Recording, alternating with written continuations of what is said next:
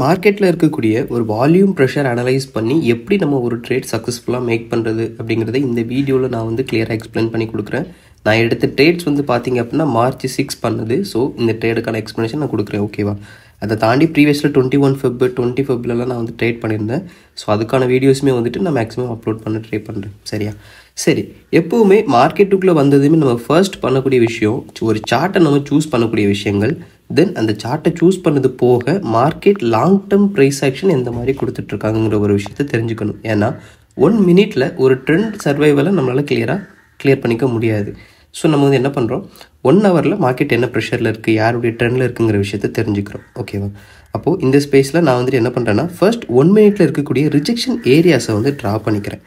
மார்க்கெட்டில் இருக்கக்கூடிய ப்ரெஷர் எந்த மாதிரி மூவ் பண்ணியிருக்கு, எந்தெந்த லெவல்ஸ்லாம் நமக்கு ப்ரைஸ் ரிஜெக்ஷன் கிடச்சிக்கிட்டு இருக்குது அப்படிங்கிற ஒரு விஷயத்தை நான் வந்து ட்ரா பண்ணிக்கிறேன். பாட்டமில் பார்க்குறீங்கன்னா உங்களுக்கு கிளியராக தெரியும், இந்த ஒரு பர்டிகுலரான ஏரியாஸில் செல்லர்ஸ் வரும்போது பையருக்கான ப்ரெஷர் டீப்பாக இருக்குது. ஓகேவா? தென் அடுத்தடுத்து ஸ்டெப் பை ஸ்டெப் அடுத்து பையர் இம்ப்ரூவ் பண்ணுறாங்க. பையர் இம்ப்ரூவ் பண்ணும்போது செல்லர்ஸ் வராங்க. அந்த லெவல்லேருந்து மறுபடியும் பையருக்கான ப்ரெஷர் என்ட்ரி ஆகுது.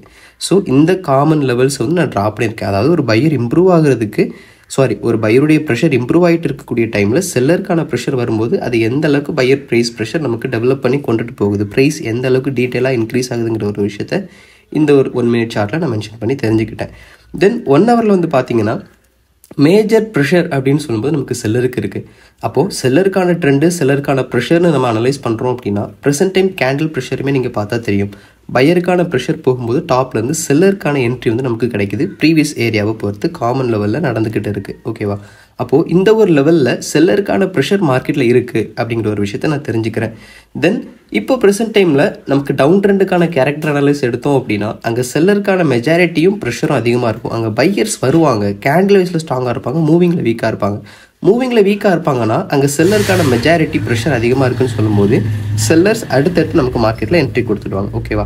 அப்போது இந்த லெவலில் கவனிங்க, நமக்கு செல்லர்ஸ் வரும்போது இந்த ஒரு பர்டிகுலரான ஏரியாவில் பையருக்கான ப்ரெஷர் ஸ்ட்ராங்காக மூவ் பண்ணியிருக்காங்க. கரெக்டாக?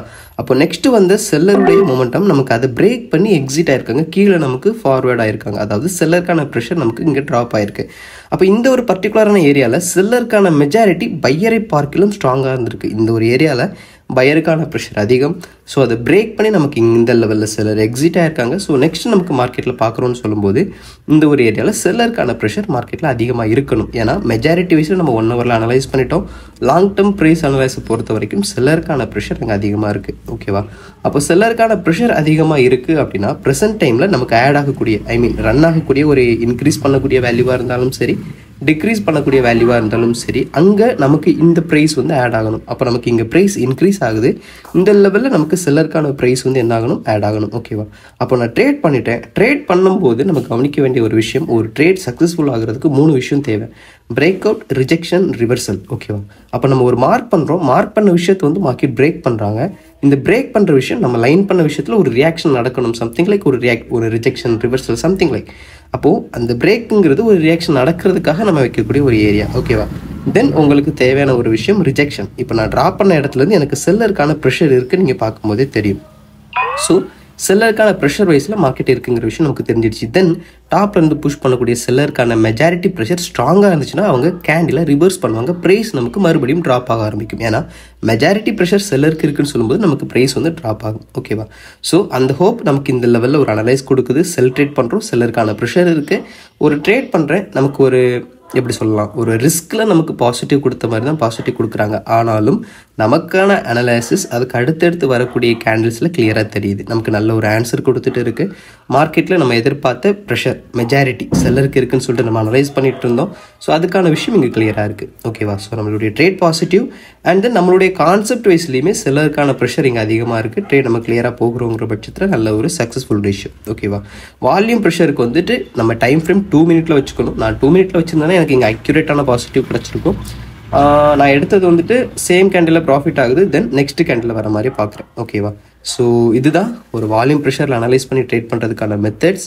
கண்டினியூவாக அடுத்தடுத்து இந்த விஷயத்துலேயே நான் வந்துட்டு ட்ரேட்ஸ் அதிகமாக மேக் பண்ணியிருப்பேன். வரக்கூடிய டேஸில் வந்து நான் வீடியோஸ் அப்லோட் பண்ணுறேன். ஸோ டவுட் இருக்குங்க, அவங்க கமெண்ட் பண்ணுங்கள். முடிஞ்ச வரைக்கும் எல்லாருக்கும் நான் ரிப்ளை பண்ணுவேன். Thank you so much. நெக்ஸ்ட் வீடியோவில் பார்க்கலாம். பாய்.